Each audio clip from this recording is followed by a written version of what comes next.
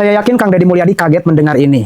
Bapak Pramono Anung dan Puan Maharani terduga terseret kasus lama, yaitu kasus korupsi EKTP, masing-masing diduga mendapat aliran dana sebesar 500.000 dolar. Siapa yang menyebutnya? Yaitu Bapak Setia Novanto.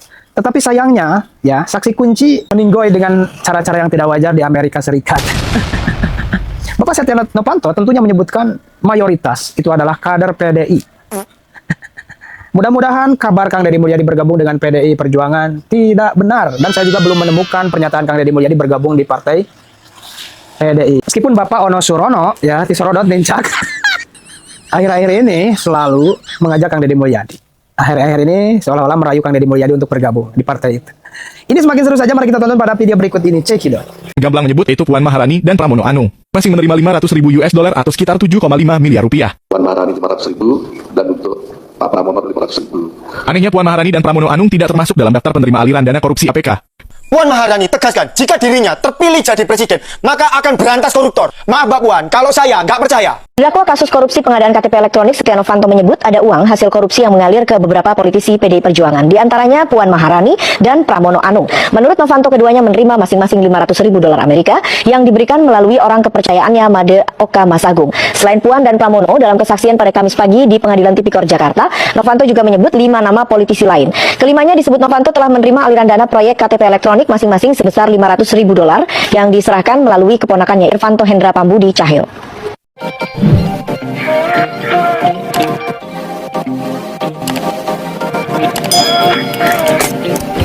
Mega korupsi EKTP yang mana saksi kuncinya yang pada saat itu merenggang nyawa tanpa sempat bersaksi loh teman-teman. Padahal saksi kunci tersebut memegang bukti yang sangat penting, yaitu sekitar 500 GB rekaman percakapan. Diketahui pria tersebut merenggang nyawa di rumahnya di Amerika Serikat. Siapa yang masih ingat soal kasus Johannes Marliem? Jadi dia itu adalah bukti ngerinya korupsi di Indonesia. Bayangkan Johannes itu adalah salah satu saksi kunci mega korupsi EKTP. Pria ini diketahui bisa membongkar seluruh akar korupsi EKTP dengan bukti yang ia miliki. Namun sayangnya ia merenggang nyawa. Ia bahkan tidak sempat bersaksi. Johannes Marliem berulang kali disebut dalam sidang EKTP. Dia adalah saksi kunci dan pemegang bukti penting. Ia punya 500 GB rekaman percakapan yang memuat rencana korupsi proyek EKTP oleh sejumlah pejabat besar. Bayangkan, ini ada nama-nama elit politik di dalamnya. 1 bulan setelah identitas dari pria ini terungkap, Johannes akhirnya ditemukan bernyawa di Amerika Serikat. Kesimpulan polisi atas kematiannya itu sangat mencurigakan. Ini terjadi pada 10 Agustus 2017. Kematian dari Johannes berlangsung di tengah proses penyelidikan kasus korupsi EKTP yang sedang berjalan di Indonesia. Dan kasus korupsi ini diketahui merugikan negara sampai 5,9 triliun rupiah.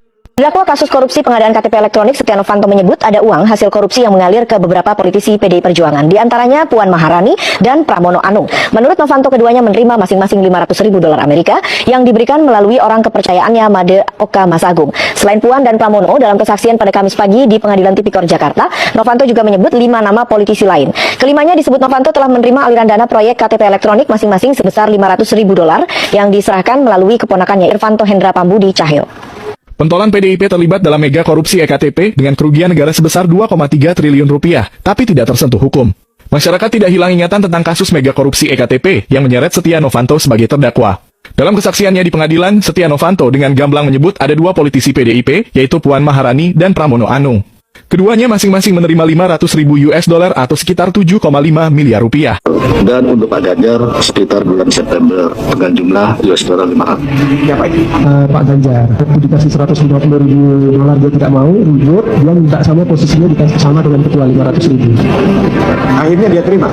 Terima ya mulia, terima ya mulia. Dia jawab, ya itu semua urusannya yang tahu Pak Khairulman. Jadi itu aja yang kemungkinan besar minggu depan akan dikirimkan seluruh berkas yang diminta oleh pihak Singapura menggunakan pengantar dari Kementerian Hukum.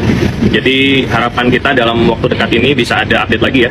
Jadi infonya pekan depan, entah itu mungkin hari Senin atau Selasa, berkas itu akan dikirimkan. Komisi Pemberantasan Korupsi dalam keterangannya pada Jumat 24 Januari 2025 membenarkan penangkapan buron kasus korupsi Kartu Tanda Penduduk Elektronik atau EKTP Paulus Thanos alias Tian Po Chin di Singapura. Wakil Ketua KPK Fitroh Rocayanto menyebut KPK tengah berkoordinasi dengan Polri, Kejaksaan Agung hingga Kementerian Hukum untuk melengkapi persyaratan yang diperlukan guna mengekstradisi Paulus Thanos ke Indonesia untuk secepatnya dibawa ke persidangan. Lantas seperti apa ya sosok Paulus Thanos? Paulus Thanos merupakan pemilik PT Sandipala Atapura yang merupakan salah satu perusahaan dalam konsorsium percetakan negara RI atau PNRI sebagai pemenang lelang pengadaan EKTP. Walaupun menjadi anggota terakhir konsorsium yang bergabung, perusahaan milik Paulus disebut mendapat pekerjaan sekitar 44% dari total keseluruhan proyek EKTP dengan nilai 5,9. Puan Maharani tegaskan, jika dirinya terpilih jadi presiden, maka akan berantas koruptor. Maaf Mbak Puan, kalau saya nggak percaya. Kenapa saya nggak percaya? Karena selama Mbak Puan jadi ketua DPR, itu 1. DPR dapat pensiun seumur hidup. 2. Gaji DPR naik 3 juta per hari atau 100 jutaan per bulan. 3. Banyak loh kader PDIP yang terjerat kasus korupsi. 4. Sampai sekarang PDIP tetap kukuh menolak RUU perampasan aset. Terus kita harus percaya sama Mbak Puan? Oh, tidak bisa. Menurut kalian, setuju atau enggak? Misalnya Mbak Puan jadi presiden Indonesia. Jujur, sekarang saya jadi ingat perkataan Gus Dur. Kenapa Anda bakar lumbungnya? Bukan. Karena tikusnya sudah menguasai lumbung.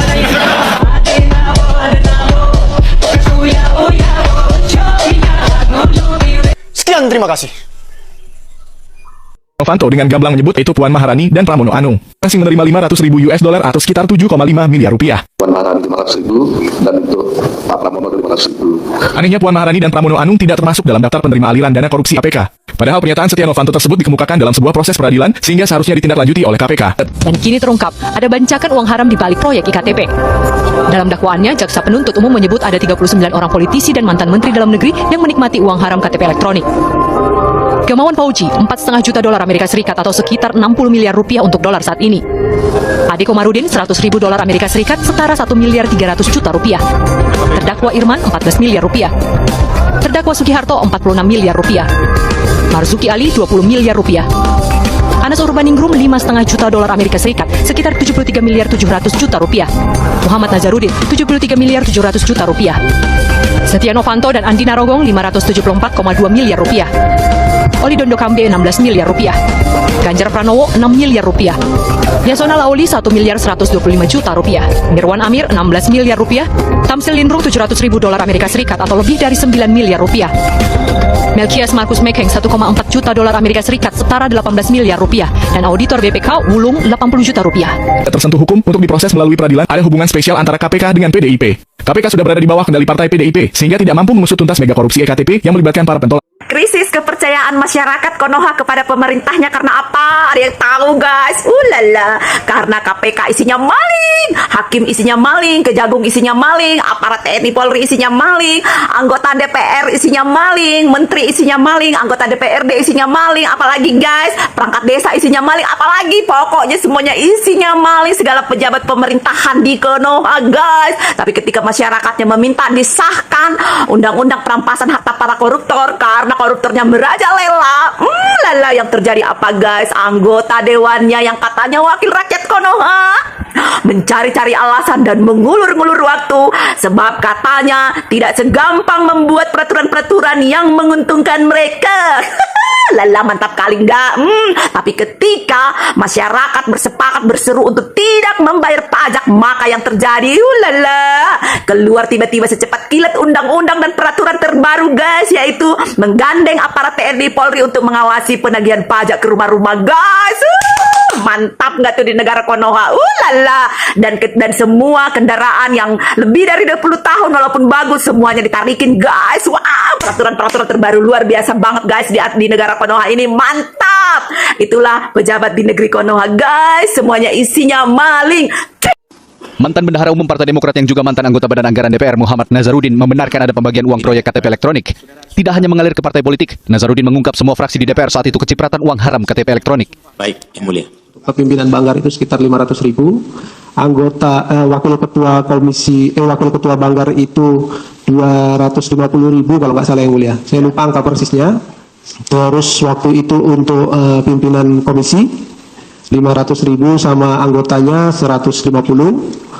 Komisi mana ini, Pak? Komisi 2. Komisi 2. Ya. Oke, ya. Terus untuk anggota Banggar di Komisi 2, cuman waktu itu khusus untuk Bu Mustoko ini sama Pak Ignatius beda angkanya. Terus yang anggota Komisi 2, terus waktu itu Ketua Kapoksi, baru semua anggota.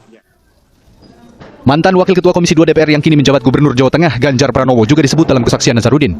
Kepada Majelis Hakim, Nazar menyebut Ganjar Pranowo termasuk orang yang menolak uang KTP elektronik. Saat itu, Ganjar menolak uang KTP elektronik karena ingin jatahnya sama dengan uang yang diterima Ketua Komisi 2, yakni 500.000 dolar Amerika Serikat. Satu wakil ketua waktu itu menolak. Siapa itu? Pak Ganjar. Menolak dia? Ya, menolak. Ribut dia di media Yang Mulia. Karena waktu dikasih 150.000 dolar dia tidak mau, ribut. Dia minta sama posisinya dikasih dengan ketua. Oh, ributnya karena mau lebih? Ya, minta tambah Yang Mulia. Jadinya dikasih terakhir sama dengan ketua 500.000. Akhirnya dia terima? Terima ya mulia. Setelah ribut, nah itu dikasih 500.000 baru dia mau. Sebelum sidang, Nazarudin pun menyasar mantan Ketua Badan Anggaran periode 2009-2014, Melkias Markus Mekeng.